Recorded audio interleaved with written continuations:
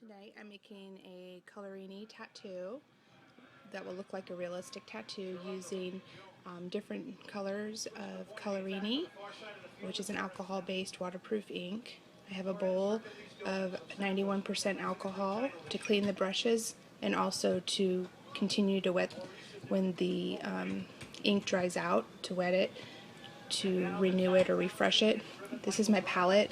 I have a few small tipped brushes that I'm using, some paper towels to clean the brushes, and I'm beginning by doing a sketch here with black. I do the full outline in black before I start my color for the realistic tattoo design, and tonight we're doing a sunflower.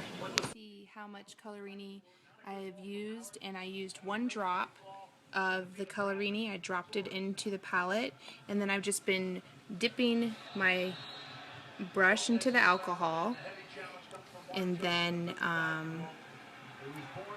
rubbing it into the dried ink, rolling it around, and it basically refreshes the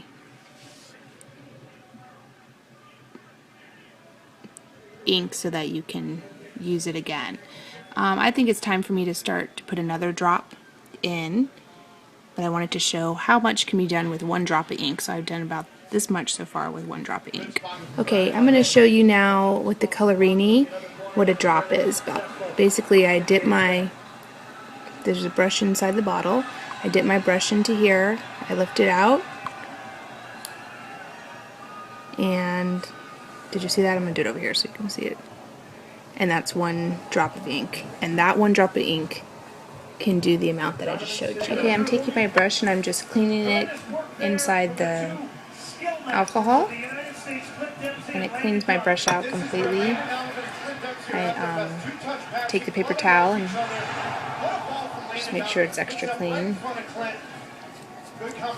Especially if you're going to use white after black, you want to make sure it's exceptionally clean. I'm going to make a brown color now using my orange. Make sure to shake your colors before you use them. And I'm going to use a drop of black as well.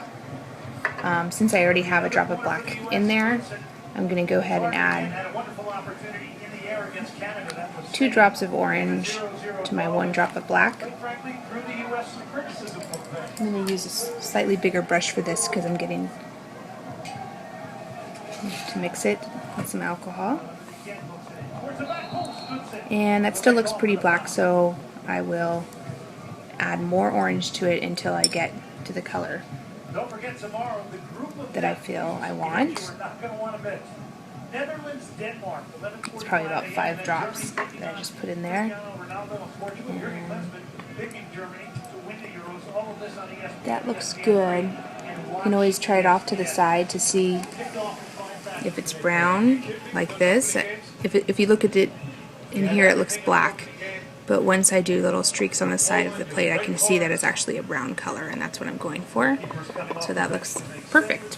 So here I use for my brown palette, that brown color I made with about 5 drops of orange and I can't remember, 2 drops of black or something, or 1 or 2 drops of black.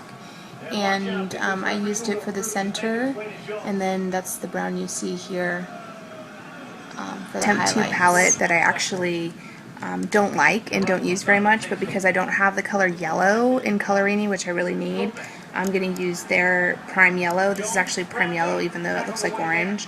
And you can tell one thing I don't like about this palette, it's really hard to clean. It doesn't clean out very well, and I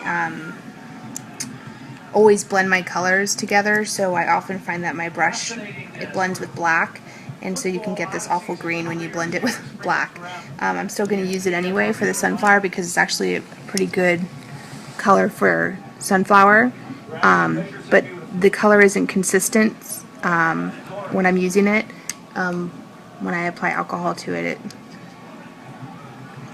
it's just not my favorite thing to use. I definitely am a Colorini girl, but some people really like this and know how to work with it better, and so there's the difference between Colorini and temptu. Okay, now I added a drop of white Colorini into my temptu palette and mixed it into the yellow just because I want to make some highlights. I've been making some highlights actually on the sunflower, and so as you see here,